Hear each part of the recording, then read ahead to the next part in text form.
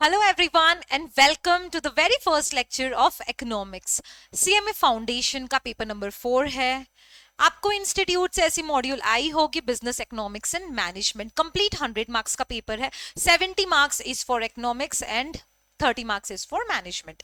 So before we deep dive into the subject, just wanted to give you one धमाकेदार news जो है we at Pranav Chandik Academy is providing complete 100% free CMA foundation course. आपने सही सुना है, हम पूरे कोर्स के बारे में बात कर रहे हैं, कोई एक सिंगल सब्जेक्ट के बारे में बात नहीं कर रहे हैं.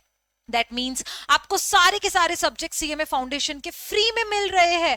100% रेगुलर लेक्चर्स है, चाहे वो इकोनॉमिक्स एंड मैनेजमेंट हो, मैथ्स हो, अकाउंट्स हो या फिर लॉ हो. कंप्लीट रेगुलर लेक्चर्स रहेंगे, एमसीक्यूज भी डिस्कशन करवाए जाएंगे, प्रैक्टिस भी करवाई जाएगी एंड डेफिनेटली आपका टेस्ट भी लिया जाएगा, that too free of cost. Unlike others हम फ्री में प्रोवाइड कर रहे हैं तो बेटा हमारी क्वालिटी पे कभी कॉम्प्रोमाइज नहीं होगा. Just be assured, just look at the notes what we are providing to you. ऐसे नोट्स देख के बेटा किसका ही मन नहीं होगा इकोनॉमिक्स पढ़ने का, मुझे बताओ. और इतनी मेहनत करने के बाद में कोई भी एकेडमी आपको फ्री में लेक्चर्स तो नहीं देगी.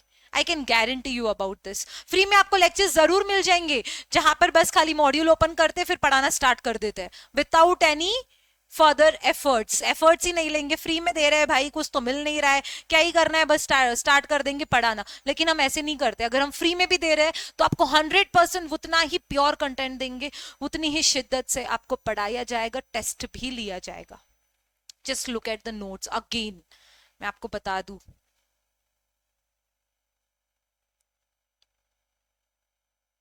देखिए, तो बहुत मेहनत ली है जस्ट टू मेक श्योर कि भाई सीएमए फाउंडेशन जून में अगर आपका एग्जाम है या फिर आप दिसंबर 25 में एग्जाम दे रहे हैं तो इस साल हर एक बच्चा बस सीएमए फाउंडेशन क्लियर हो जाए, हर एक बच्चा पीसीए का सीएमए फाउंडेशन क्लियर करे. बस यही हमारा मोटिव है, यही हमारा मोटो है. इसीलिए हम ये फ्री सीरीज लेकर आए हैं. फ्री सीएमए फाउंडेशन पूरा का पूरा कोर्स दे रहे हैं. तो अभी आपको करना क्या है? करना कुछ नहीं है बेटा, बस आपको हमारा एप्लीकेशन डाउनलोड करना है. प्रणव चांडिक एकेडमी का ऐप आप डाउनलोड कर लीजिए, वहां पर आपकी लॉगिन आईडी दीजिए बस, एंड फिर just call on our number two activate the course. मैं आपको हमारी टीम का नंबर भी बता देती हूँ, आप ये नंबर पे कॉल करिए.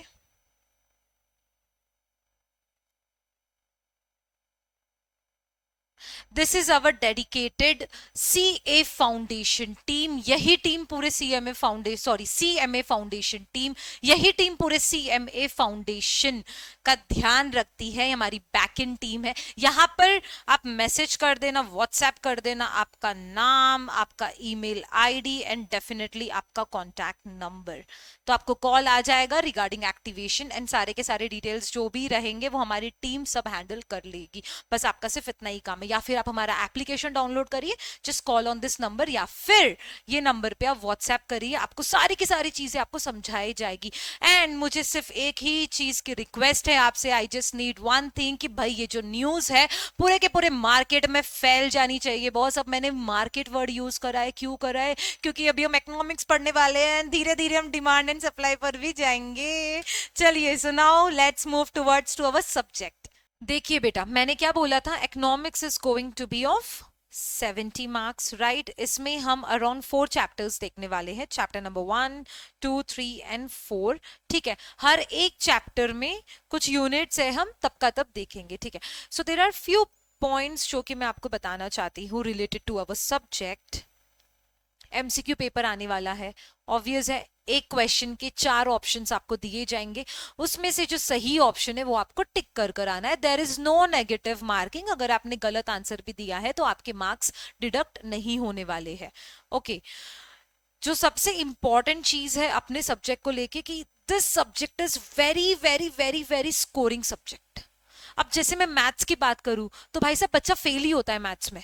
अगर वो फाउंडेशन में फेल हुआ है मतलब वो सिर्फ मैथ्स में फेल हुआ है, मैं बता देती हूँ.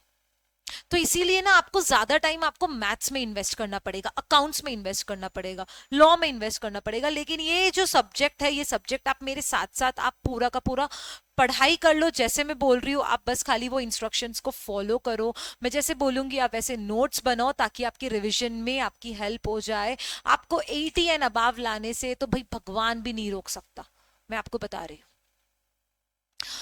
सो ये सब्जेक्ट बहुत स्कोरिंग है एंड आपको इतने कोई टफ, जैसे दूसरे, अब जैसे मैं सीए की बात करूं तो वहां पर आपको इन डेप्थ में बहुत टफ क्वेश्चंस पूछे जाएंगे, लेकिन यहाँ पर ना आपको इतने टफ क्वेश्चंस नहीं आते, डायरेक्ट क्वेश्चंस भी आते हैं and indirect questions, obvious indirect questions ज्यादा आते हैं, घुमा फिरा के आपको क्वेश्चंस पूछे जाएंगे। But then please be sure कि ये सब्जेक्ट बहुत स्कोरिंग सब्जेक्ट है। टेंशन लेने का नहीं बॉस, टेंशन तो आपको मैथ्स की लेनी पड़ेगी क्योंकि मैथ्स में ही बच्चा फेल होगा। आप इकोनॉमिक्स मेरे साथ साथ आप पढ़ाई कर लो, घर पे जाके भी आपको पढ़ाई करने की जरूरत नहीं है, स्टिल आप 80 एंड अबव आराम से लेकर आ जाओगे।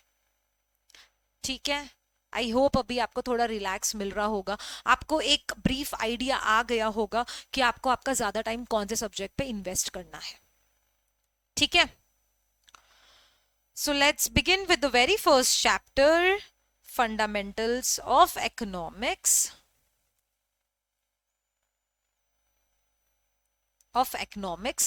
हम इसका फर्स्ट यूनिट आज स्टार्ट करने वाले हैं, फंडामेंटल्स ऑफ इकोनॉमिक्स। ठीक है, सो अपना सब्जेक्ट का नाम क्या है? Business economics. सो बिजनेस इकोनॉमिक्स को समझने से पहले ऑब्वियस है आपको समझना पड़ेगा कि भाई बिजनेस क्या है कि नहीं? बताओ मुझे, आपको समझना पड़ेगा ना कि पहले बिजनेस क्या है। So what is business? देखिए ये सब मैं जितना पढ़ा रही हूँ ना, बस आप उतना ध्यान में रखिए, एक ऊपर ऊपर से आपको नॉलेज होनी चाहिए एंड जो कॉन्सेप्ट में आपको, जो कॉन्सेप्ट्स में आपको डीप नॉलेज होनी चाहिए, उसका आजू बाजू ऊपर नीचे हर एक चीज आपको पता होना चाहिए, वो मैं आपको बता दूंगी। लेकिन जो जो टॉपिक्स मैं आपको ऊपर ऊपर से बोलूंगी कि बस आप इतना ध्यान में रखो, तो आपको उतना ही ध्यान में रखना है। 80 एंड अबव स्कोर करना है ना बॉस, तो बस जैसे मैं बोल रही हूँ वैसे बस खाली फॉलो करो। ठीक है, बाकी पीवाईक्यूज एमसीक्यूज की फुल ऑन प्रैक्टिस तो हम करेंगे ही करेंगे। आप मतलब आधी, अगर आप इतनी नींद में भी हो ना, तो अगर आप बस नींद में भी अगर आपको कोई क्वेश्चन कर लिया इकोनॉमिक्स का, तो आपको ऑप्शन पता है कि भाई कौन सा करेक्ट ऑप्शन है, इतनी तो मैं आपको गारंटी दे ही दूंगी, इतना तो मैं आपको पढ़ा ही दूंगी मेरे लेक्चर्स में। ठीक है, चलिए लेट्स बिगिन। बताइए मुझे बिजनेस क्या है, कुछ आइडिया? अरे आपको पता तो होगा ही, but then I am sure आप शायद वर्ड्स में आप उसे एक्सप्रेस नहीं कर पा रहे होंगे, बट देन आपको नॉलेज तो होगी ही कि बिजनेस क्या है। तो what is business? Business is N activity of creating and selling goods and services for profit motive। है कि नहीं? बिजनेस क्या है? इट इज इन, एक मिनट में इसको लॉक कर देती हूँ।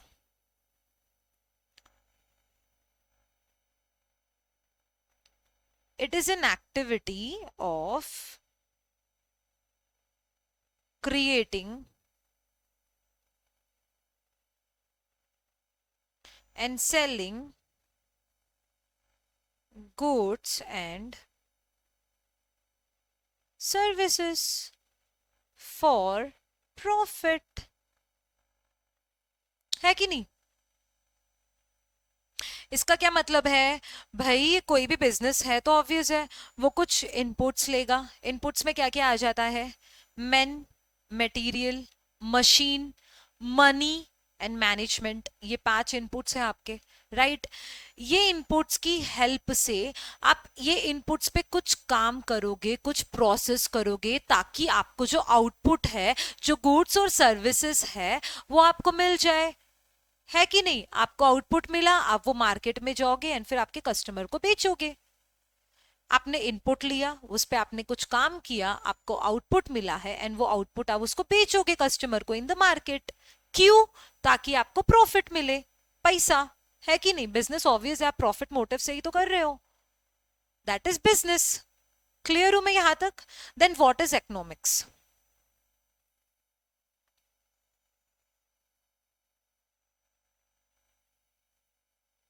Then what is economics? Tell me. देखो बेटा, ये इकोनॉमिक्स के बारे में ना आप स्कूल से पढ़ते आ रहे हो, आप स्कूल से पढ़ते आ रहे हो इकोनॉमिक्स के बारे में, लेकिन आप ये बचपन से देखते हुए आ रहे हो आपके घर में। पता है कि ये इकोनॉमिक्स वर्ड कहां से आया? पहले हम देखते हैं। It is derived from, Greek word है ये, ग्रीक वर्ड से डिराइव हुआ है ये।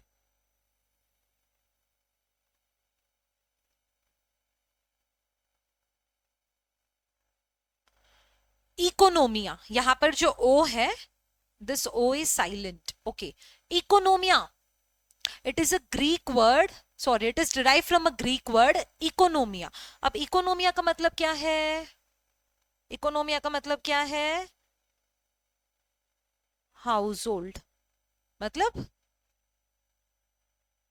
घरेलू चीज है. Household. ठीक है. बिजनेस का मतलब अभी हमने देखा. इकोनॉमिक्स कहाँ से डिराइव हुआ है ये हमने देखा. अब मैंने बोला कि economics is derive from, just 1 minute, Greek word oikonomia, जिसे हम हाउस होल्ड कहते हैं, जिसे हम हाउस होल्ड कहते हैं, है कि नहीं. अब let us take an example. ये हम एग्जांपल के तरीके से समझते हैं. ठीक है. There is a family of 4. Mummy papa बेटा बेटी. Family of 4. ठीक है. मम्मी पापा जॉब करते हैं, उन्हें सैलरी मिलती है. बेटा कॉलेज में पढ़ाई कर रहा है. अब बेटे को चाहिए बाईसाइकिल, मतलब बाइक चाहिए, समझो. बेटे को चाहिए बाइक. ठीक है. 4 लोगों की फैमिली है. ठीक है. अब इसमें से जो बॉय है, जो लड़का है, उसे क्या चाहिए? उसे चाहिए बाईसाइकिल. मतलब ही वॉन्ट्स बाईसाइकिल. उसे चाहत है, उसे चाहिए. क्या चाहिए उसे? बाईसाइकिल चाहिए, क्योंकि कॉलेज में है, पुट्टिया घुमाना है उसको, समझ. ठीक है. तो उसे क्या चाहिए? बाईसाइकिल चाहिए. अब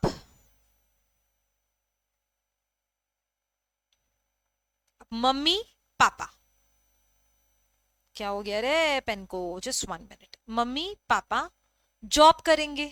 ठीक है. उन्हें सैलरी आएगी. वो लोग जॉब करते हैं, उन्हें क्या आती है? सैलरी आती है. फिर वो सैलरी से वो पूरा घर खर्च करते हैं. घर का जो भी खर्चा रहता है वो चलाते हैं. मैं ऐसे ही लिख रही हूँ. ठीक है. घर खर्च, घर खर्च देखते हैं. ठीक है. चलिए एक एग्जाम्पल लेते हैं कि सैलरी है 10,000 की. ठीक है. 10,000 रुपीज आपके मम्मी पापा कमा रहे हैं. उसमें से पहले वो घर खर्च के लिए पैसे निकालेंगे. ठीक है. जो बेसिक नीड्स है पहले उसको तो सेटिस्फाई करेंगे ना. अब बच्चे को बाईसाइकिल चाहिए, ठीक है भाई, पहले घर में खाना पीना तो आना चाहिए. What is basic need? Food, clothing, shelter, है कि नहीं. तो पहले 10,000 में से वो पहले पे करेंगे रेंट. पहले रेंट पे करेंगे. फिर जो भी अलग दूसरे बिल्स है, दैट इज यूटिलिटी बिल्स, जैसे इलेक्ट्रिसिटी बिल हो गया, टेलीफोन बिल हो गया, वो पे करेंगे. फिर ट्यूशन फीस हो गई है, दिस ट्यूशन फीस. तो ये सारी चीजें पहले पे करेंगे. ये सारी जो चीजें मैं यहाँ पे लिखी हूं, these are the basic needs. These are the basic needs. अब ये सारी की सारी चीजें, ठीक है, पे करने में उनके 8,000 रुपए लग गए. तो बचा क्या? 2,000 रुपए बचे. अब वो 2,000 रुपए बाईसाइकिल में इन्वेस्ट करेंगे. समझे? Have you got the point? आपके पेरेंट्स कैसे घर चलाते हैं? उन्हें जो सैलरी आती है वो सैलरी में से जो अर्जेंट, जो बेसिक नीड्स है पहले उसे सेटिस्फाई करेंगे. जो बेसिक नीड्स क्या क्या हो गई है? रेंट पे करना हो गया है, रेंट पे करना हो गया, यूटिलिटी बिल्स पे करने हो गए, ट्यूशन फीस पे करने हो गए. एंड उसके बाद में जो पैसा बचेगा उससे वो सोचेंगे कि भाई बाईसाइकिल लेना है क्या. उससे वो सोचेंगे बाईसाइकिल लेना है क्या. अब बच्चे की ख्वाहिश है, बच्चा चाहता है, ही वांट्स अ बाईसाइकिल, उसने बता दिया है. ऑब्वियस अब पेरेंट्स की पूरी कैलकुलेशन हिल जाती.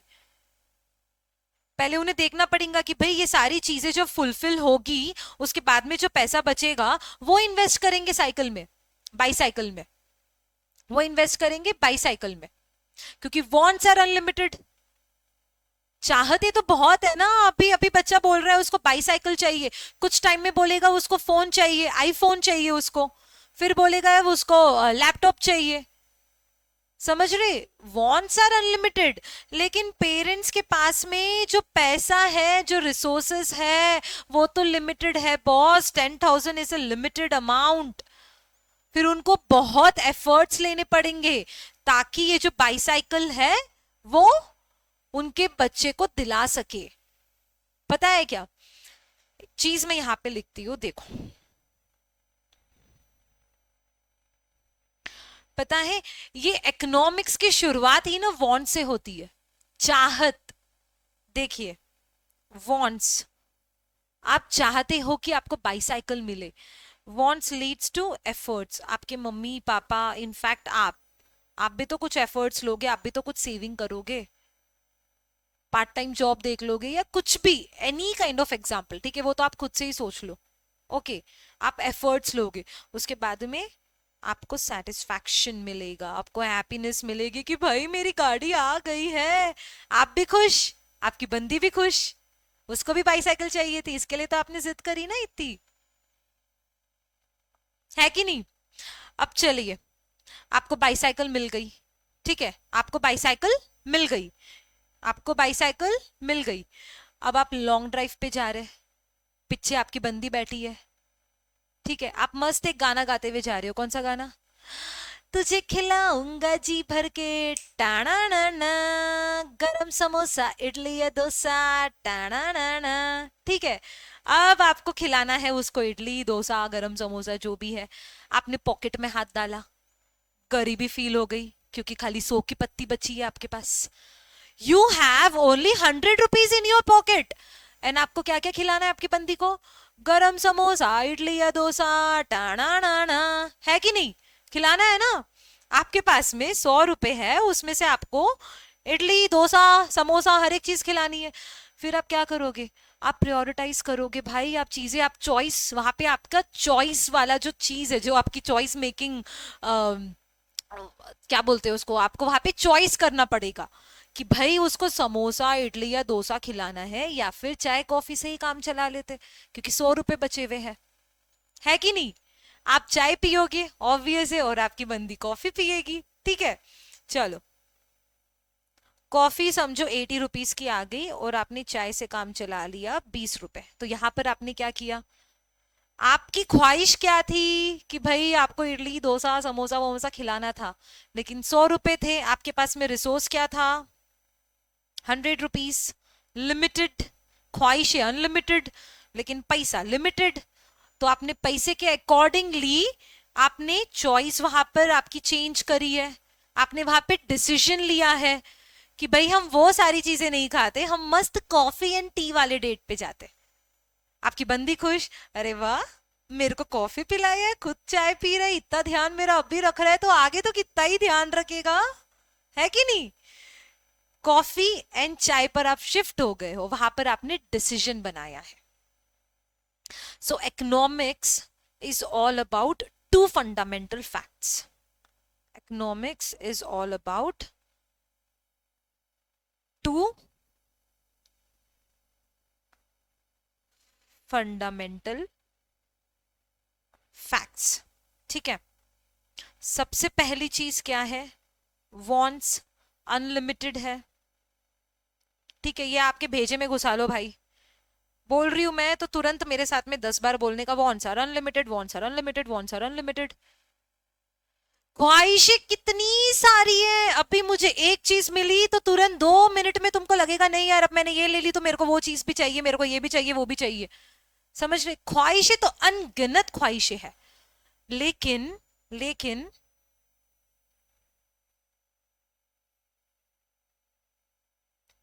resources to satisfy this unlimited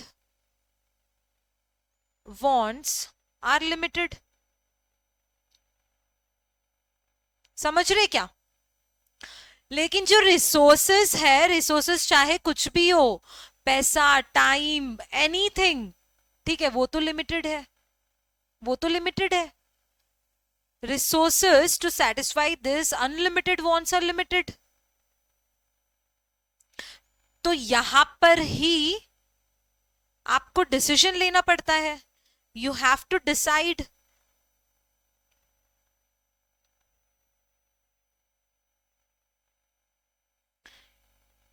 You have to make decision, you have to make decision। किसके बारे में आपको डिसीजन लेना है कि भाई कौन से रिसोर्सेस से मेरा जो अभी का जो अर्जेंट वांट अर्जेंट नीड है वो फुलफिल हो. You have to decide, you have to make choice, you have to decide, you have to make choice of fulfilling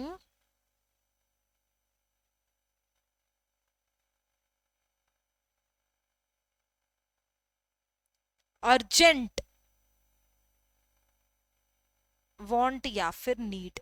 जो अभी अर्जेंट वांट या फिर नीड है वो आपको पहले फुलफिल करना है, उसके बाद में आप आपकी बाकी की ख्वाहिशों पे ध्यान दोगे.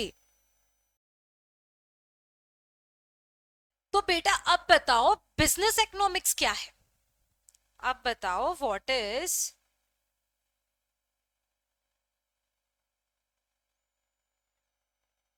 what is business economics. It focuses on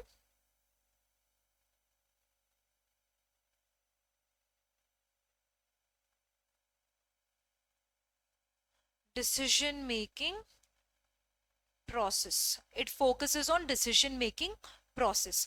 देखो एक बेकरी है समझो. Let us take an example of bakery. There is a bakery. अब उसको उसकी ब्रेड की प्राइस डिसाइड करनी है. On what basis? उसको देखना पड़ेगा ना कि भाई वो ब्रेड को बनाने में उसको कितने पैसे लगे हैं and how much customer is willing to पे.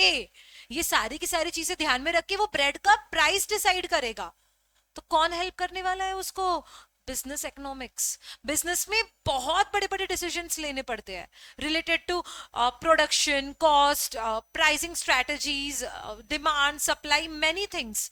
तो आपको बिजनेस इकोनॉमिक्स ही हेल्प करेगा to take all this decisions. Market में क्या चल रहा है, what is the market condition, ये जो गवर्नमेंट है ये टैक्सेस कैसे सेट करती है, क्यों कुछ ही प्रोडक्ट्स के प्राइसेस बहुत ज्यादा है, ये सारी की सारी चीजें बिजनेस इकोनॉमिक्स बताती है. ठीक है. तो अभी आप समझिए what is business economics. It's all about what it focuses on is decision making process. धीरे धीरे हम देखेंगे उसके थियोरीज, उसके प्रिंसिपल्स वगैरह वगैरह. ओके चलिए.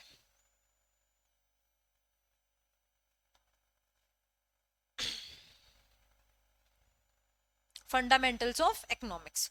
What is economics? सबसे पहला चीज यहाँ पे फर्स्ट पॉइंट क्या है?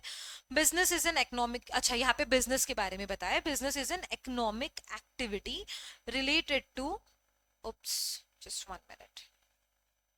Business is an economic activity related to earning money and spending money. Obvious है. economic activity का क्या मतलब है? Everything जहां पर पैसा इंक्लूड है. एवरीथिंग जहां पे पैसा इंक्लूड है. एनी एक्टिविटी जहां पर पैसा है. क्या? Related to earning. पैसा कमाना, पैसा उड़ाना, वो एक इकोनॉमिक एक्टिविटी है. ठीक है. Then what is non economic activity? जैसे कि आपको किसी का दुख शेयर करना है. You just want to be happy. आपको आपकी फैमिली के साथ में क्वालिटी टाइम स्पेंड करना है. ठीक है. आपको अपनी गर्लफ्रेंड बॉयफ्रेंड के साथ में टाइम स्पेंड करना है. This is non economic activity. पैसा नहीं इन्वॉल्व है क्या? पैसा इन्वॉल्व नहीं है. तो जहां पर पैसा इन्वॉल्व होगा दैट इज इकोनॉमिक एक्टिविटी. ठीक है. इकोनॉमिक एक्टिविटी रिलेटेड टू पैसा कमाना, पैसा उड़ाना, है कि नहीं? पैसा कमाना जरूरी है. पैसा कमाएंगे तभी तो आप बेसिक नीड्स और पे पैसा उड़ाएंगे. दिस इज इकोनॉमिक एक्टिविटी जहां पे पैसा पैसा पैसा इंक्लूड है. पैसा पैसा करती है क्यों? पैसे पे तू मरती है. That is an economic activity. Non economic activity is all about emotions. मतलब किसी का दुख शेयर करो, आपको हैप्पी रहना है, बस आप ऐसे ही फिर रहे हो, जो भी है जहां पे पैसा इन्वॉल्व नहीं है. ठीक है. That is non economic activity. Okay next. economics is one of the social sciences. economics is one of the social sciences. social science का क्या मतलब हो जाता है? यहां पर it deals with human behavior, इसीलिए इसको सोशल साइंस कहा जाता है. ठीक है. इकोनॉमिक्स बताता है कि भाई कैसे इंडिविजुअल ही नहीं, कैसे इंडिविजुअल, बिजनेस, गवर्नमेंट एक दूसरे से इंटरैक्ट करती है, कैसे एलोकेट करती है स्केयर रिसोर्सेस को. It deals with the human behaviour, it deals with the society. इसी के लिए इसको सोशल साइंस कहा जाता है. आप सिर्फ इतना ध्यान में रखो. ओके, ह्यूमन बिहेवियर ले लो, बिजनेसेस ले लो, गवर्नमेंट ले लो, okay. Next. So economics is one of the social science. Economics is one of the social science. Okay. Next. What are the two fundamental facts of economics? हम अभी पढ़कर आए हैं, हमने example लिया था मम्मी पापा बाईसाइकिल वाला, तो वही है. सबसे पहला क्या है? Human beings have unlimited wants. भाई ख्वाहिशें बहुत है, ख्वाहिशें बहुत है कि नहीं? Human beings have unlimited wants and resources to satisfy these unlimited wants are scarce. जो resources है to satisfy these unlimited wants are scarce, मतलब limited है. ख्वाहिशें अनलिमिटेड है लेकिन रिसोर्सेस लिमिटेड है. तो इसीलिए जो इकोनॉमिक प्रॉब्लम आती है, कौन सी इकोनॉमिक प्रॉब्लम आती है? How you're going to convert the scarce resources into satisfying the most necessary want. समझे? ख्वाहिशें अपनी बहुत सारी है, वॉन्ट्स आर अनलिमिटेड, लेकिन वॉन्ट्स को सेटिस्फाई करने के लिए जो रिसोर्सेस है दे आर लिमिटेड. इसीलिए क्या इकोनॉमिक प्रॉब्लम आती है कि भाई आप सबसे पहले कौन से वाले वॉन्ट को, कौन से वाले नीड को सेटिस्फाई करोगी. यहां पर आपको डिसाइड करना है. You have to take a decision about how you're going to convert the scarce resources into satisfying the most necessary want. ठीक है? नेक्स्ट. बेटा यहां पे ना इकोनॉमिक्स में ना देयर आर टू एंटिटीज. ठीक है, दो एंटिटीज, आप टू बेसिक एंटिटीज आप ध्यान में रखिए. सबसे पहली एंटिटी है हाउस होल्ड, आप और मैं जैसे, एंड एक हो जाता है फर्म, बिजनेस. ठीक है, एंड यहां पर आप इंडिविजुअल लिख लो. ठीक है, हाउस होल्ड इंडिविजुअल लिख लो एंड फर्म बिजनेस लिख लो. ठीक है, हाउस होल्ड का क्या मतलब हो जाता है? People who work and buy things. सही है, जॉब कर रहे हो, पैसा कमा रहे हो, फिर चीजें खरीद रहे हो, चीजें खरीदने के लिए आप पैसे स्पेंड कर रहे हो. ठीक है, एंड व्हाट इज फर्म? मतलब बिजनेस क्या कर रहा है? Business is that manufactures and sell products. चीजें बना रही है, मैन्युफैक्चर, प्रोडक्शन, प्रोड्यूस कर रही है, क्रिएट कर रही है, एंड वो चीजों को बेच रही है in the market, selling products. That is firm. तो हाउस होल्ड को हम कंजम्पशन यूनिट कहते हैं क्योंकि ये चीजें बाय कर रही है, कंज्यूम कर रही है. ठीक है, ये क्रिएट नहीं कर रही है. House hold is consuming things, consuming products. ठीक है, यूज कर रहे हैं वो चीजों को. एंड फर्म चीजें बना रही है, प्रोड्यूस कर रहे हैं, इसीलिए फर्म को हम प्रोडक्शन यूनिट भी कहते हैं. ठीक है, house hold consumption unit, production, firm production unit. House hold consumption unit, firm production unit. ठीक है, एंड हम यहां पर ना एक सर्कुलर फ्लो देखते हैं, how many flows between house hold and firm. यहां पर देखिए. ठीक है, हाउस होल्ड है. ठीक है, हाउस होल्ड है. हाउस होल्ड क्या प्रोवाइड कर रही है फर्म को? Factors of production. आप स्कूल टाइम से पढ़कर आ रहे हो. What are the factors of production? यहां पे लिखा है देखो, land, labour, capital and enterprise. These are the four factors of production. ये हाउस होल्ड फर्म को प्रोवाइड करेंगी. हाउस होल्ड मतलब आप और मैंने बताया था, हम फर्म को देंगे. अब जैसे मेरे पास में लैंड है, ठीक है, अब मेरे पास में फार्म है, मैं वो फार्म बिजनेस वालों को दे रही हूँ कि भाई आप यहाँ पे जो भी मैं क्रॉप्स ग्रो करूंगी आप उसको लेके जाओ, आप बेचो, आपको जो करना है करो. ठीक है, अब मेरे पापा के पास में फॉरेस्ट है, अब फॉरेस्ट में ट्रीज है, ट्रीज से वुड आ रहा है. ठीक है, अब वो वुड का फर्नीचर बिजनेस बनाएंगी तो मैं बिजनेस को दे दिया, मैंने फॉरेस्ट पूरा का पूरा रेंट पे दे दिया मैंने. ठीक है, so these are the things household firm को प्रोवाइड कर रही है. ठीक है, तो फिर फर्म ये चीजें यूज कर रहा है, फैक्टर्स ऑफ प्रोडक्शन, तो उसे कुछ पे करना पड़ेगा हाउस होल्ड को for using this factors of production. तो फर्म क्या क्या पे कर रहा है? अगर लेबर है, जैसे कि स्किल्स यूज कर रही है फर्म, देन वो डेफिनेटली वेजेस पे करेगा. कोई जगह यूज कर रही है तो वो रेंट पे करेगा इंटरेस्ट। अगर अगर हाउस होल्ड ने मतलब कैपिटल इन्वेस्ट किया है बिजनेस में तो ऑब्वियस है कि फर्म को इंटरेस्ट देना पड़ेगा इन रिटर्न, है कि नहीं। हाउस होल्ड अपने फैक्टर्स ऑफ प्रोडक्शन फर्म को दे रही है and firm in return factors of production वो यूज कर रही है, इसीलिए वो ये सारी चीजें पे कर रही है। Firm page house hold in the form of wages, rent, interest etcetera. जैसे कि कंपनी पे सैलरी टू इट्स एम्प्लॉइज। ठीक है। अब नेक्स्ट, पैसा आया हाउस होल्ड के पास। ठीक है। अब हाउस होल्ड क्या करेगी, गुड्स एंड सर्विसेज खरीदेगी। ठीक है। Household uses this income to buy goods and services produce by the firm. Firm ने पैसा हाउस होल्ड को दिया, हाउस होल्ड फिर चीजें खरीद रहे हैं, purchasing goods and services, they are buying goods and services. तो फिर से पैसा किसके पास जा रहा है, फर्म के पास जा रहा है। Firm again uses the revenue from the household to continue the production.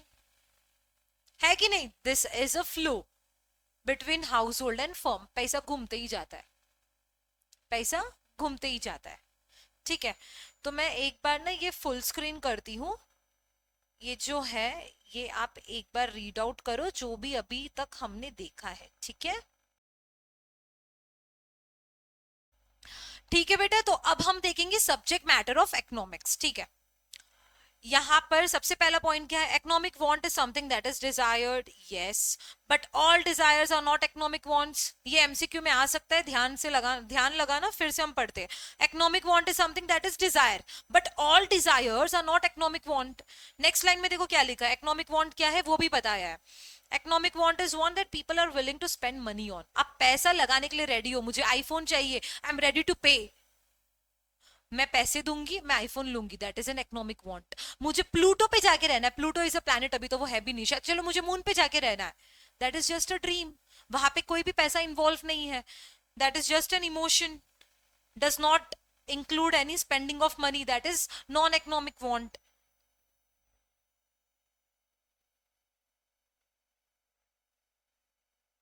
Emotion, dream, देखो एग्जाम्पल में भी वही दिया है। If one wants to go to the moon, क्या हो गया अरे पेन को, हाँ, that can not be considered as economic want.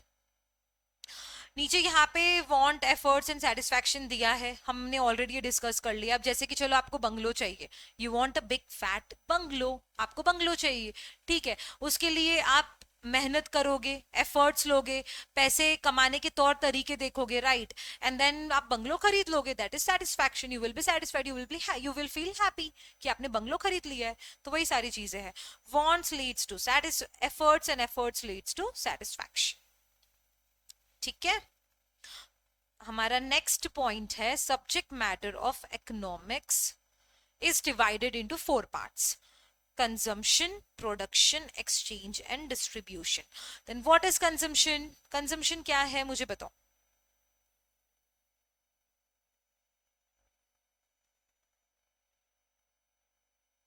Using something for yourself, आप खुद के लिए कोई चीज यूज कर रहे हो, not for making money.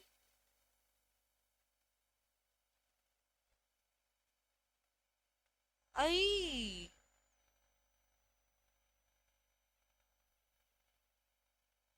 Not for making money, आप चीजें कंज्यूम कर रहे हो, आप चीजें यूज कर रहे हो खुद, इंडिविजुअल कस्टमर।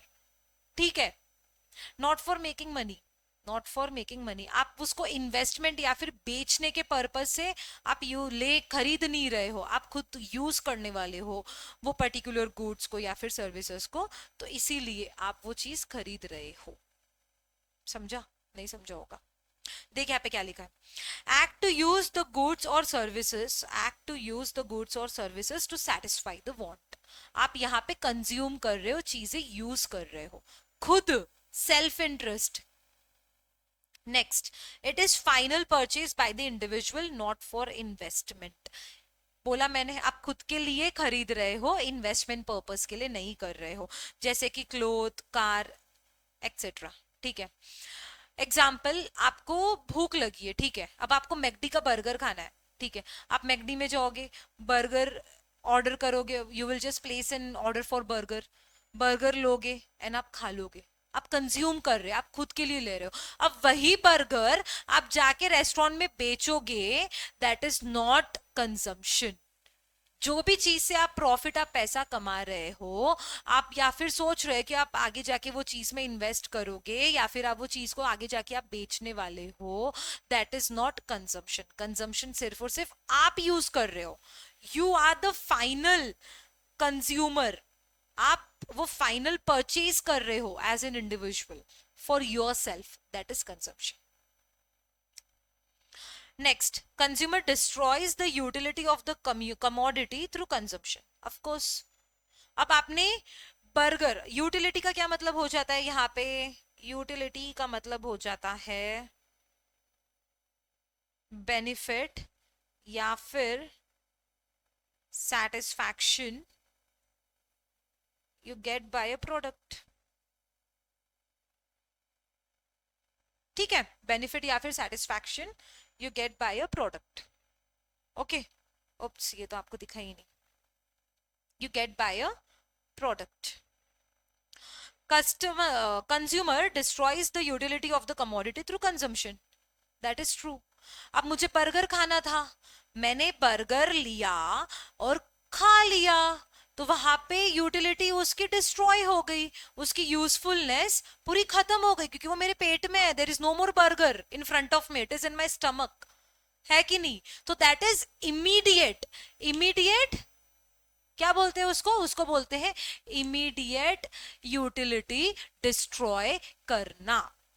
एंड कुछ चीजें हैं जहां पर ना ग्रेजुअली उसकी यूटिलिटी रेड्यूस होती है। अब जैसे कि क्लोथ्स, क्लोथ्स आपने न्यू न्यू कपड़े खरीदे, अब आप उसको एक महीने में पूरा धोने डालोगे तो ऑब्वियसली कुछ टाइम के बाद में आपके कपड़े फेड हो जाएंगे, उसका कलर चला जाएगा। सो दैट इज ग्रेजुअली उसकी यूटिलिटी, उसकी यूजफुलनेस रेड्यूस हो रही है, डिक्रीज हो रही है। एक हो जाती है immediate, you are just immediately destroying the utility. मैंने बर्गर खा गई मैं burger, there is no more burger in front of me, भाई वो मेरे पेट में है, खत्म उसकी यूटिलिटी। समझे? देखो अब यहाँ पे नेक्स्ट क्या एग्जाम्पल दिया है, a buys house to live, it is consumption. हाँ, अब मैं हूं, समझो अब मेरा नाम है, ऑब्वियस मेरा नाम है दिशा, अब मैंने घर खरीदा है क्योंकि मुझे रहना है वो घर में, दैट इज कंजम्पशन। अगर मैं वो घर को रेंट आउट करूं, मैं वो घर को किसी और को दे दूं रहने के लिए, that is an investment, and investment is not a consumption. Anything you are making money for is not a consumption. If you are using anything for yourself, that is consumption. Simple terms में, ठीक है? चलिए next क्या है? Production. Production क्या हो जाता है? यू आर क्रिएटिंग और producing,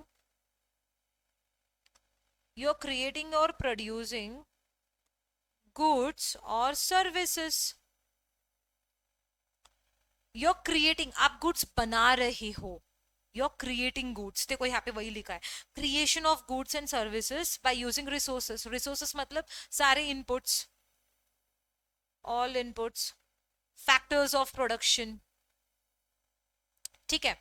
next, it is a process to convert raw material into final या फिर फिनिश गुड्स। ऑफ कोर्स यहां पर आप क्या कर रहे हो? यहां पर आप ट्रांसफॉर्म कर रहे हो, किसको ट्रांसफॉर्म कर रहे हो? इनपुट्स टू आउटपुट, है कि नहीं?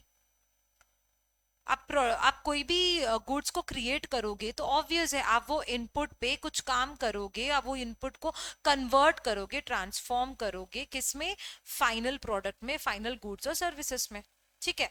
वही चीज यहाँ पे लिखिए, converting raw materials, raw materials मतलब आपके जो भी इनपुट्स है, इनटू फाइनल या फिर finish good, that is your output. This is your input and this is your output. Okay, तो यहां पर क्या है, ये इंपॉर्टेंट पॉइंट है, देखना, इट क्रिएट्स यूटिलिटी। यहां पर आप प्रोड्यूस कर रहे हो, ऑब्वियसली यहां पर आप क्रिएट कर रहे हो यूटिलिटी को, एंड ऊपर कंजम्पशन में क्या था, आप वहां पे डिस्ट्रॉय कर रहे हो यूटिलिटी को। कंजम्पशन में क्या है, customers destroy utility, and production में क्या है, प्रोडक्शन इट क्रिएट्स यूटिलिटी। ध्यान रखना, दोनों पॉइंट बहुत ज्यादा इंपॉर्टेंट है। कंजम्पशन में डिस्ट्रॉय होती है यूटिलिटी, एंड प्रोडक्शन में यूटिलिटी क्रिएट होती है, आप बना रहे हो products. Next, to produce anything factors of production are essential, वो मैंने बता दिया अभी आपको ऊपर, ये सारी चीजें। ठीक है, नेक्स्ट, एक्सचेंज क्या है, एक्सचेंज क्या है,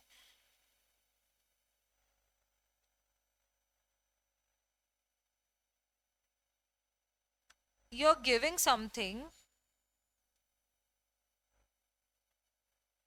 to get something in return, है कि नहीं। आप कुछ चीज दे रहे हो ताकि आपको कुछ चीज मिले। अब देखो यहाँ पे क्या लिखा है, exchange is the trade of goods services और money between parties to satisfy mutual needs, है कि नहीं। आप एक्सचेंज कर रहे हो, तो यहाँ पे दो तरह के एक्सचेंज हो सकते हैं, या तो फिर बार्टर हो सकता है या फिर मनी ट्रांजैक्शंस हो सकता है। बार्टर का मतलब क्या है, चाय के बदले में कॉफी, चावल के बदले में आटा, दैट इज बार्टर। गुड्स के बदले में गुड्स, ठीक है। And what is monetary transaction, अब मुझे एप्पल चाहिए तो आई एम पेइंग यू, मैं आपको पैसे दे रही हूं इन एक्सचेंज ऑफ एप्पल, समझ रहे। गुड्स के बदले में पैसा, गुड्स के बदले में गुड्स, गुड्स के बदले में goods is a barter, goods के बदले में पैसा या पैसे के बदले में goods is a monetary transaction. यहाँ पर क्या यहाँ पे एग्जांपल में क्या दिया है, you give your friend an apple and they give you orange, that is barter. Apple के बदले में ऑरेंज, एप्पल के बदले में बनाना, जो भी है दैट इज बार्टर। गुड्स के बदले में गुड्स, ठीक है। So that is exchange, giving something to get something in return, ठीक है। नेक्स्ट हो जाता है डिस्ट्रीब्यूशन। डिस्ट्रीब्यूशन का क्या मतलब है, योर शेयरिंग योर इनकम। आपको आपकी जो इनकम है वो आपको शेयर करनी पड़ेगी, किसके साथ, फैक्टर्स ऑफ प्रोडक्शन के साथ, ऑल फैक्टर्स ऑफ प्रोडक्शन के साथ। You have to divide, you have to divide your income for factors of production में, you have to divide between factors of production. क्या क्या है देखो, sharing of income among the factors of production. Factors of production क्या है, land, labour, capital, enterprise, है कि नहीं। देखो, total income generated by selling goods and services, आपको जो टोटल इनकम मिली है गुड्स एंड सर्विसेज बेचने के बाद में आपको जो पैसा मिला है, वो पैसों को आपको डिस्ट्रीब्यूट करना पड़ेगा among factors of production in the form of rent. अगर आपने लैंड लिया है, आपने एक रूम लिया है रेंट के बेसिस, आपने एक रूम लिया है तो आपको रेंट पे करनी पड़ेगी। आपने लेबर्स को हायर करे हैं तो आपको उनके स्किल्स के लिए उन्हें सैलरी या फिर उन्हें वेजेस देना पड़ेगा, ठीक है। आपने कैपिटल में इन्वेस्ट किया है, लोगों ने आपके कैपिटल में इन्वेस्ट किया है तो ऑब्वियस है आपको उन्हें इंटरेस्ट देना पड़ेगा। एंड प्रॉफिट्स ऑब्वियस है, after paying all this three, rent, wages and interest, आपको आपने कुछ अमाउंट इकट्ठा किया है मार्केट से, तो आपको इंटरेस्ट पे करना पड़ रहा है, ठीक है। आपने लोन लिया है तो you are paying an interest, okay. तो after paying rent, wages and interest, जो भी पैसा बचता है दैट इज प्रॉफिट, वो आप सेव करके रखिए, दैट इज योर अर्निंग, वो आप सेव करके रखिए। सो दिस इज डिस्ट्रीब्यूशन, ठीक है। शेयरिंग ऑफ इनकम कहां पर, अमॉन्ग्स फैक्टर्स ऑफ प्रोडक्शन, क्योंकि आपने यूज किया है फैक्टर्स ऑफ प्रोडक्शन। जी बेटा, तो अभी हम देखेंगे डेफिनेशंस ऑफ इकोनॉमिक्स, ठीक है। बहुत सारे इकोनॉमिक्स है जिन्होंने डेफिनेशंस दी है कि भाई इकोनॉमिक क्या है, तो अभी हम वो देखने वाले हैं।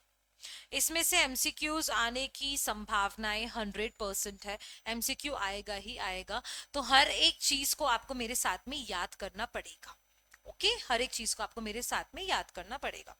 तो सबसे पहले डेफिनेशन है वेल्थ की। देखो, वेल्थ पैसा, सिर्फ और सिर्फ पैसे की बात कौन कर रहा है, एडम स्मिथ। वेल्थ डेफिनेशन किसने दी है, एडम स्मिथ ने, याद करना, ठीक है। नेक्स्ट है वेलफेयर। वेलफेयर की डेफिनेशन किसने दी है, अल्फ्रेड मार्शल, ठीक है। नेक्स्ट है स्केरसिटी डेफिनेशन, किसने दी है, एल रॉबिन्स, ठीक है। And the last definition is growth oriented definition, and ये किसने दी है? सैमुअलसन ने दी है। तो ये पिक्चर जो है ऐसी की ऐसी आपके दिमाग में याद करके छपवा लो परमानेंटली, ठीक है। वेल्थ का डेफिनेशन एडम स्मिथ ने दिया है, वेलफेयर का डेफिनेशन किसने दिया है? अल्फ्रेड मार्शल ने दिया है, स्केर्सिटी का डेफिनेशन रॉबिन्स ने दिया है, एंड ग्रोथ का डेफिनेशन सैमुअलसन ने दिया है, ठीक है। सो अब देखिए वेल्थ डेफिनेशन एडम स्मिथ क्या बोलते हैं। Adam Smith is also called as father of economics. Economics की जो स्टडी है, इकोनॉमिक्स जिन जिन सबसे पहले इंसान जो इकोनॉमिक्स पढ़े है वो है एडम स्मिथ, इसीलिए इन्हें फादर ऑफ इकोनॉमिक्स भी कहा जाता है। तो ये आपको एमसीक्यू में आ सकता है, who is the father of economics, तो आपको क्या आंसर करके आना है? Adam Smith.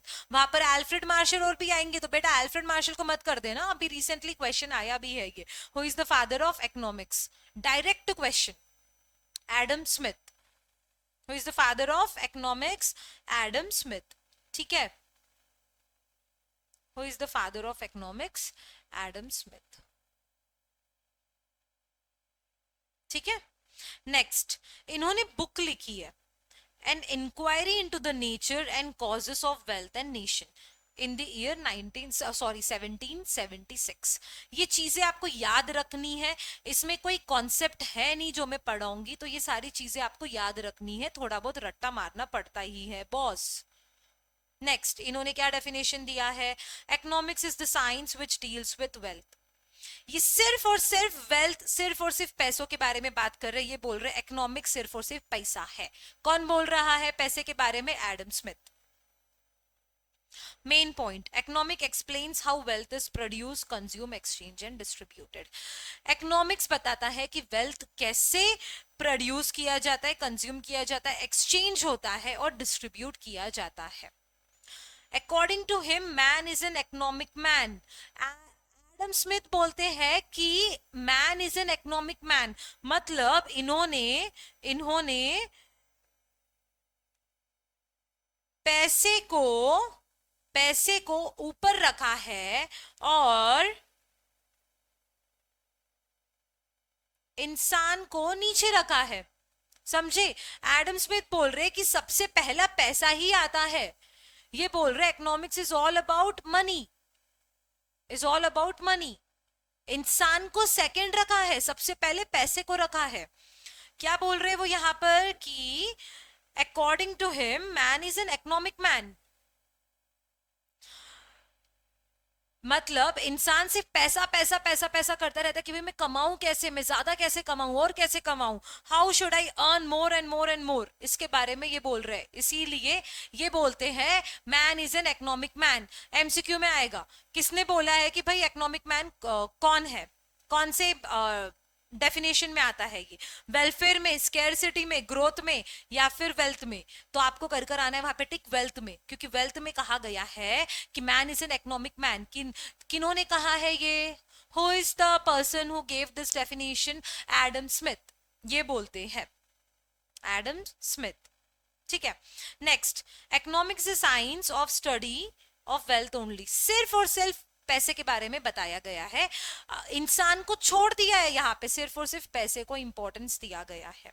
It deals with the cause behind the creation of money, पैसा कैसे बनता है, कैसे डिस्ट्रीब्यूट होता है, एवरीथिंग रिलेटेड टू मनी ये डील करता है दिस डेफिनेशन, ठीक है। आप ऊपर ऊपर से समझिए चीजें, इसमें इन डेप्थ जाने की जरूरत नहीं है, okay. Next, it only considers material thing, जैसे कि जो टैंजिबल थिंग्स है वही बस खाली कंसिडर करती है, ओके। ऑब्वियस है, अब इनके डेफिनेशन में कुछ और इकोनॉमिक्स है जिन्होंने क्रिटिसाइज किया है, बोलता है भाई तू गलत बोल रहा है, तूने बोला सिर्फ पैसा पैसा पैसा, व्हाट अबाउट द इंसानियत, इंसान कहाँ पे गए? क्रिटिसिज्म कर रहे हैं यहाँ पे लोग, कौन कौन क्रिटिसिज्म कर रहा है, कौन कौन क्रिटिसाइज कर रहा है, ये डेफिनेशन अभी देखते हैं। This definition was criticized by philosophers Carlyle, Ruskin, Walras, Dickens, ठीक है। डिकन्स, ये जो है नाम मैं यहां पर ना इसको हाईलाइट कर देती हूँ, ये आप याद रख लेना कि ये सारे लोगों ने क्रिटिसाइज करा, एमसीक्यू में आया तो फिर आ सकता है, ठीक है। According to critics, this definition does not give importance to man and his welfare. Obvious है, जो लाइफस्टाइल है, जो ह्यूमन बीइंग है, जो इंसान है, उसको ही इंपॉर्टेंस नहीं दिया इसने, खाली पैसे को इंपॉर्टेंस दिया है. समझे? ये डेफिनेशन ने सिर्फ पैसे को ऊपर रखा है, इंसान को नीचे रखा है. What about the health, what about the education, what about the social life, ये सारी चीजों को एडम स्मिथ ने लिया ही नहीं है, कंसिडर ही नहीं करा है. इसीलिए जो नेक्स्ट डेफिनेशन है, it's on welfare. It's on welfare. ये अल्फ्रेड मार्शल ने ये डेफिनेशन दी है वेलफेयर पे. अल्फ्रेड मार्शल ने दी है, ठीक है. He wrote the famous book Principles of Economics और Principles of Political Economic in 1870. याद रखना, अल्फ्रेड मार्शल ने कौन सी बुक लिखी है? प्रिंसिपल्स ऑफ इकोनॉमिक्स या फिर principles of political economic, one and the same. ठीक है. ये क्या बोलते हैं? According to Alfred Marshall definition, economic is one side study of wealth and on the other hand more important side a part of the study of man, welfare of the man. Alfred Marshall बोलते हैं एक side में economics is a study of wealth and on the other hand most importantly wealth से भी ऊपर it is study about the man, welfare of the man. इन्होंने इंसान को ऊपर रखा है, इंसान को ऊपर रखा है, और वेल्थ मतलब पैसे को सेकंड पोजीशन में रखा है, नीचे रखा है. मेन पॉइंट क्या है? Economics is a normal science बोलते हैं ये, जैसे दूसरे साइंस है वैसे economics is normal science. Top priority is given to man, ये इंपॉर्टेंट है एमसीक्यू के लिए, ठीक है. Top priority is given to man या फिर welfare of man. Second priority is given to wealth. पहले हम इंसान को प्रायोरिटी देंगे क्योंकि इंसान से ही तो पैसा है, उनका ऐसा बोलना मतलब है. हेल्थ, एजुकेशन, ये सारी चीजों को ये ऊपर रखते हैं, उसके बाद में ये पैसे को नीचे रखते हैं. Top priority is given to man in welfare and second priority is given to wealth. According to him man is a social man. Man is a social man मतलब मैन सोसाइटी में रहता है. ऑब्वियस यहाँ पे लिखा है, देखो men help each other, work together. He is a social man. Man is a social man according to Alfred Marshall and man is an economic man according to Adam Smith. Obvious है यहाँ पर भी criticism किया गया है, ठीक है. अब यहाँ पर रॉबिन्स क्या बोलते हैं कि welfare definition is incomplete definition, मतलब ये इनकम्प्लीट डेफिनेशन है. क्यों? क्योंकि economics must be neutral between ends. क्या बोल रहे हैं कि how people spend and use resources, ये तो बताया ही नहीं है. How people spend and use resources, how people spend and resources, इसके बारे में यहाँ पे डिस्कस नहीं किया है, ठीक है. इकोनॉमिक्स ये नहीं बताता है कि भाई क्या सही है क्या गलत है. अब वहां पे फ्रूट्स है एंड जंक फूड है, तो आप कैसे स्पेंड कर रहे हो, आपके पैसे किस पे लगा रहे हो, आपको फ्रूट खरीदना है या फिर आपको जंक फूड खरीदना है, इसके बारे में डिस्कस नहीं किया है. How you are spending your money, how you are spending your money is not discussed here, ठीक है. तो इसीलिए वो कहते हैं it is an incomplete definition. Example देखना यहाँ पे, इससे आप समझ जाओगे. Marshall neglected some material goods which do not promote human welfare. सारे गुड्स ह्यूमन वेलफेयर तो प्रमोट नहीं करते, कुछ ऐसे भी गुड्स है जो कि ह्यूमन वेलफेयर नहीं प्रमोट करते हैं. But these goods are also produce, बनाते हैं, एक्सचेंज होता है, कंज्यूम होता है, so they also come under the subject matter of economics. जैसे कि सिगरेट्स हो गया, अल्कोहल हो गया, ड्रग्स हो गया है. समझे? ये वेलफेयर में तो नहीं जा रहा है लेकिन स्टिल ये प्रोड्यूस हो रहा है. इसीलिए रॉबिन्स बोलते हैं कि this definition is incomplete. Economics ये नहीं बताता है कि आप आपके पैसे कहाँ पे यूज कर रहे हो. आप सिगरेट खरीदने में यूज कर रहे हो या फिर आप एप्पल खरीदने में यूज कर रहे हो. What is right, what is wrong, ये इकोनॉमिक्स नहीं बताता है. How you spend your money is up to you. समझ रहे? नेक्स्ट डेफिनेशन क्या था? स्कैरसिटी का. स्कैरसिटी का डेफिनेशन रॉबिन्स ने दिया है. अभी तक हम बहुत कुछ चर्चा कर कर आ गए हैं स्कैरसिटी पे, तो हम ज्यादा टाइम नहीं डालेंगे इसमें, ठीक है.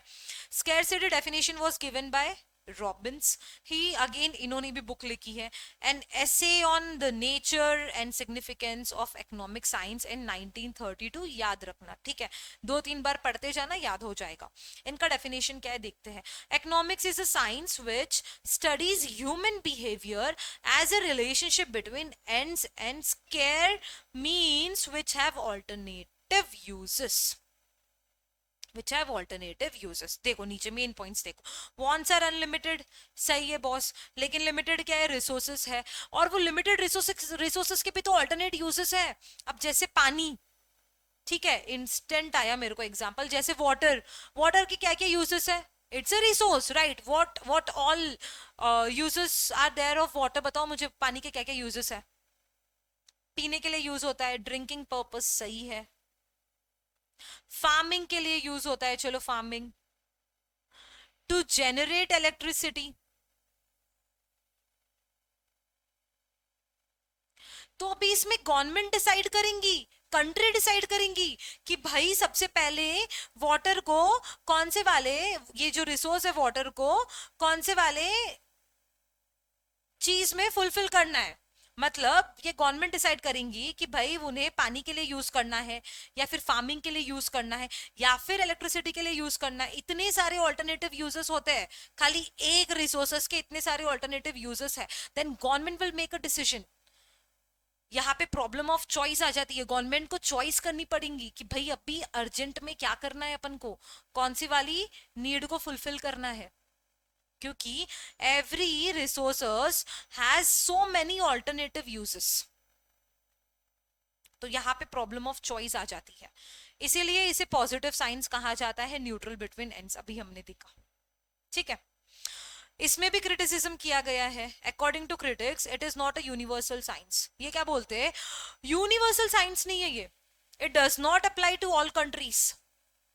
क्यों, अब देखो कुछ कंट्रीज जो डेवलप्ड है जैसे कि यूएसए है, वहां पर ऑलरेडी वेल्थ है, ठीक है। अब कुछ कम्युनिस्ट डिक्टेटरशिप कंट्रीज है, नॉर्थ कोरिया देख लो, देख लो, वहां पर इकोनॉमिक्स नहीं, वहां पे गवर्नमेंट ही सब डिसाइड करती है, पैसा क्या प्राइस रखना चाहिए, क्या सप्लाई करेंगे, कितना डिमांड होगा, सब वहां पे गवर्नमेंट डिसाइड करती है। अब जैसे डेवलपिंग कंट्रीज है इंडिया के जैसे, वो तो डायनेमिक है, ठीक है, कभी एम्प्लॉयमेंट रेट बढ़ता है कभी घटता है, व्हाट अबाउट द पॉवर्टी, जो भी है। तो यहाँ पर ये जो इकोनॉमिक्स है it is not universal science, ये यूनिवर्सली एप्लीकेबल नहीं है because of different different nature of each country, ठीक है। And the last definition is growth definition, जो कीन्स एंड सैमुअल्सन ने दिया है, जेएम कीन्स एंड सैमुअल्सन ने दिया है, ठीक है। The book written by Samuelson is economics and introductory analysis, 1948 में इन्होंने ये बुक लिखी है। इकोनॉमिक्स ये क्या बोलते, देखो ये सबसे बढ़िया डेफिनेशन में बताती हूँ, ध्यान से देखना। Economics study how society allocate square resources, जो अपन ने अभी स्केरसिटी का डेफिनेशन देखा वो भी आ गया, विथ और विदाउट मनी, वेलफेयर, ठीक है, विथ और without money, to produce and distribute goods over time, analysing cost and benefit of the resources use. Scarcity आ गया है, विथ और विदाउट मनी मतलब पैसा, वेल्थ भी आया है, वेलफेयर भी आया है, ठीक है। To produce what, to produce and distribute goods over time, analysing cost and benefit of resources use, ये बोलते हैं सैमुअल्सन, ठीक है। ऐसे कैसा याद रखने का, ठीक है।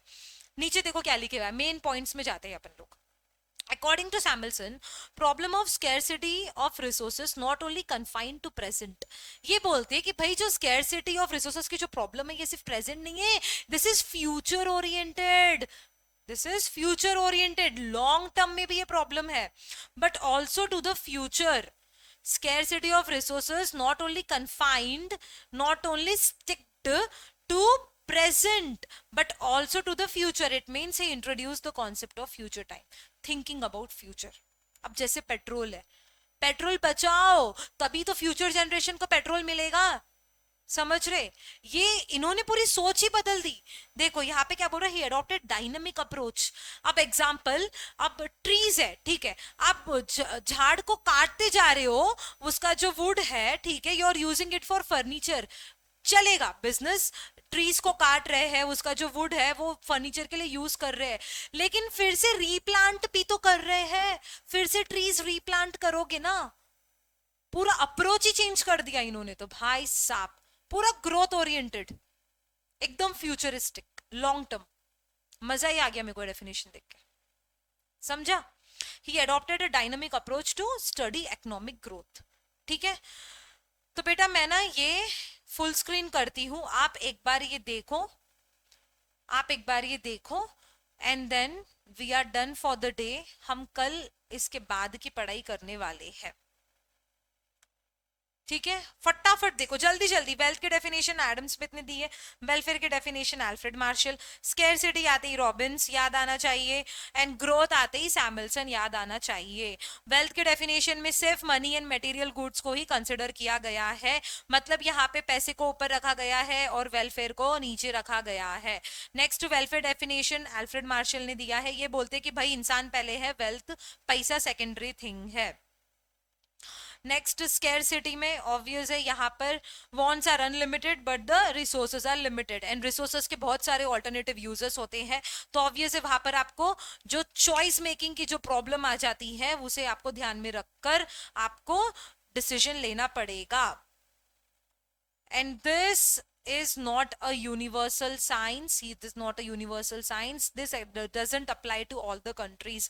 अलग अलग countries के अलग अलग economics चलते रहते हैं, कोई developed है, कोई under develop, कोई developing countries है, तो वहां पर पूरे dynamic concepts है, वो सारी चीजें हमने अभी देखी है। Next growth, growth याद रखना, ये मेरा favorite definition है, आपका भी होना चाहिए, because this is futuristic। J M Keynes and P A Samuelson ने ये डेफिनेशन यहाँ पे दिया है।